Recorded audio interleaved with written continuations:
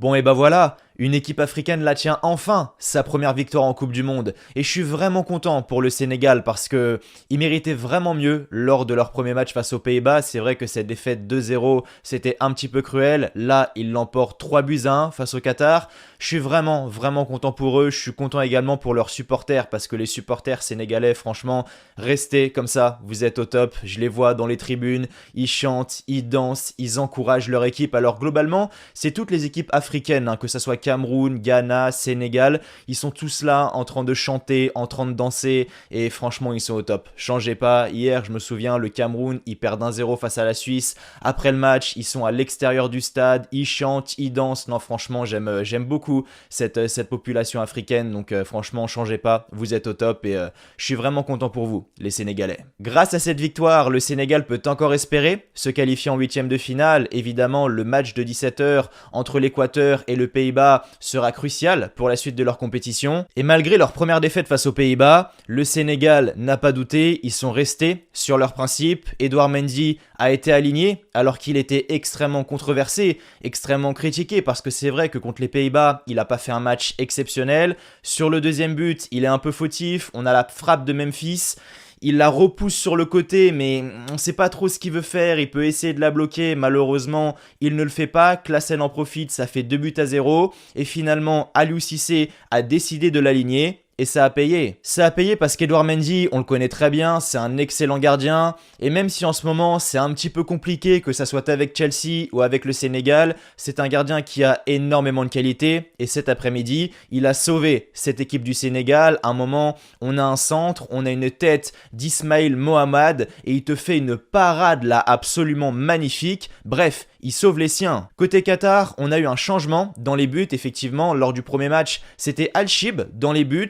Et là, c'est Bercham qui l'a remplacé. Lors du premier match, on s'en souvient, Al-Shib, c'était très compliqué. Dans les sorties, c'était une catastrophe. Il n'y a pas d'autre mot. Dès le début du match, on a un coup franc en faveur de l'Équateur. On a un ballon dans la surface de réparation. Il sort, il se trouve complètement. Ça fait but pour l'Équateur. Heureusement, refusé pour un entre guillemets hors-jeu. Ensuite, il fait une sortie dans les pieds sur Valencia. Il le fauche dans la surface de réparation, ça fait penalty. Là, le coach du Qatar, donc Sanchez, s'est dit bon, faudrait peut-être que je change quelque chose et je pense que si je mets Bercham, ça peut pas être pire. Et il a eu le nez fin, c'était pas pire. Bercham a fait un bon match cet après-midi, je trouve. Sur sa ligne, je l'ai trouvé plutôt rassurant. Dans les sorties, c'est pareil. À un moment, on a Edouard Mendy qui fait une magnifique relance vers Ismaïla Sarr, si je dis pas de bêtises. On a le ballon qui arrive au 18 mètres, il sort, il empêche Ismaïla Sarr de frapper. Non, franchement, bon match de Bercham. En tout cas, ce qui est sûr, c'est que c'était pas pire qu'Al-Shib. Et à mon avis, Bercham sera aligné lors du prochain match parce que il a donné satisfaction. Aliou Cissé, lui, a légèrement modifié son 11 par rapport au match des Pays-Bas.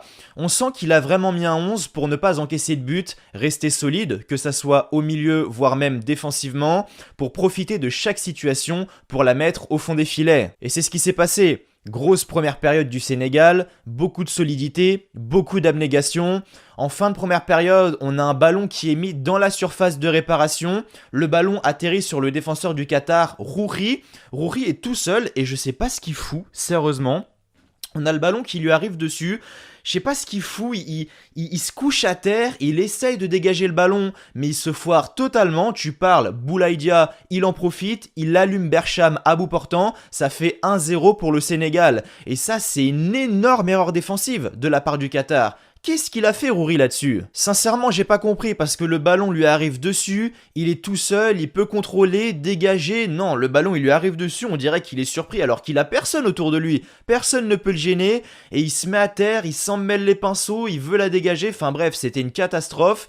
Dû à cela, le Qatar encaisse un but. Après, bon, c'est totalement mérité. Le Sénégal a pris l'ascendant face au Qatar, même si, en fin de première période, il y a eu un petit penalty oublié pour le Qatar, je pense. L'arbitre de ce match, Mathéo Laos, n'était pas vraiment dedans. Il n'était pas vraiment dans son assiette. Beaucoup d'erreurs d'arbitrage. À un moment, en première période, on a une frappe d'Ismaïla Sarr qui est contrée. Il accorde un 6 mètres alors que ça aurait dû être un corner. Fin de première période justement, et là on y vient, on a un contact dans la surface de réparation entre Ismaïla Sarr et Akram Afif. Je suis désolé, Ismaïla Sarr fait clairement faute sur Akram Afif. Akram Afif s'écroule dans la surface de réparation et pas de penalty. franchement, je ne l'ai pas trouvé dans son assiette alors que c'est un arbitre qu'on connaît très bien. Il arbitre pas mal de matchs de Ligue des Champions. Donc ouais, c'est bizarre de le voir comme ça. C'est pas dans ses habitudes. Donc oui, selon moi, penalty oublié sur Afif en faveur du Qatar. Afif qui est quand même un sacré joueur, hein. Il a du feu dans les jambes. Dès qu'il touche le ballon, tu sens qu'il peut se passer quelque chose. C'est clairement celui qui se démarque au sein de cette équipe du Qatar. Dû à cela, un club européen pourrait peut-être toquer à la porte de son club qui est Al Sadd. Alors je parle pas d'un top club européen, mais un club qui joue le milieu de tableau au sein de son championnat en Europe, ça pourrait faire l'affaire. Afif pourrait être le profil pour ce genre de club. Après voilà, en seconde période, le Sénégal est revenu avec des ambitions, ils ont frappé fort, on a un corner frappé par Ismail Jacobs, il trouve la tête de Diédhiou, ça finit au fond des filets, 2-0 pour le Sénégal, et là on se dit, bon bah c'est bon, c'est terminé. Mais attention tout de même, parce que le Sénégal a levé le pied, le Sénégal a joué tranquille, et ils se sont fait surprendre par le Qatar. Effectivement, on a Hassan qui a le ballon dans sa moitié de terrain, il fait une longue transversale sur Mohamed sur le côté droit, Mohamed qui centre pour Muntari qui met une tête, ça fait 2-1, et là on se dit, bon, tout est relancé. Heureusement, on a Bamba Dieng qui, quelques minutes après, la met au fond des filets pour le Sénégal. Ça fait 3-1. Mais attention quand même, faut vraiment pas jouer avec le feu et faire attention lors des prochains matchs. Maintenant, ce but encaissé a été sans gravité. Heureusement pour le Sénégal, mais attention quand même. Donc bon, vraiment dommage pour le Qatar parce qu'ils auraient pu revenir dans ce match. Bon là, ils sont éliminés à 99,9%. Il reste vraiment une infime chance de qualification. Et quelle déception pour le pays quand même parce que bon, après, fallait s'y attendre. On savait que le Qatar, ils allaient pas aller jusqu'en demi-finale, mais c'est quand même une énorme déception. Première Coupe du Monde de son histoire au Qatar. Ouais, il y a quand même de la déception, on l'a vu, à partir de la 80e, 85e minute, le stade a commencé à se vider, les supporters sont partis, donc ouais, grosse déception pour le Qatar, et ça c'est vraiment dommage. C'est peut-être dû au stress, la pression, l'enjeu, je ne sais pas, mais en tout cas ce qui est sûr, c'est que le Qatar est éliminé à 99,9%, et ça c'est quelque chose qui est vraiment dommageable pour le pays. Maintenant pour ce qui est du classement, les amis, à l'heure actuelle on en est là, donc juste après le match entre le Sénégal et le Qatar. Bon, le Qatar est 4e avec 0 points, le Sénégal est 3e avec 3 points, l'Équateur 2e avec 3 points et les Pays-Bas 1er avec 3 points. Je pense que les Pays-Bas vont l'emporter et j'espère pour le Sénégal que les Pays-Bas vont l'emporter parce que les Pays-Bas sont vraiment au-dessus, ils seraient donc à 6 points, l'Équateur resterait à 3 points. Du coup, ça veut dire que le dernier match entre le Sénégal et l'Équateur serait crucial pour la qualification. Parce que le problème pour le Sénégal, c'est que si l'Équateur remporte ce match, il serait à 6 points, les Pays-Bas seraient à 3 points, mais les Pays-Bas devraient l'emporter face au Qatar lors du prochain match, donc ils seront à 6 points, l'Équateur également si le Sénégal les bat, effectivement parce qu'il faut que le Sénégal batte l'Équateur, donc on aurait les Pays-Bas, l'Équateur et le Sénégal à 6 points, et ça se jouerait au goal average, ce qui est quand même extrêmement dangereux, parce que ça serait dommage d'être éliminé alors que t'as 6 points et que ça se joue au goal average, donc vaut mieux que les Pays-Bas l'emportent, l'Équateur perd comme ça.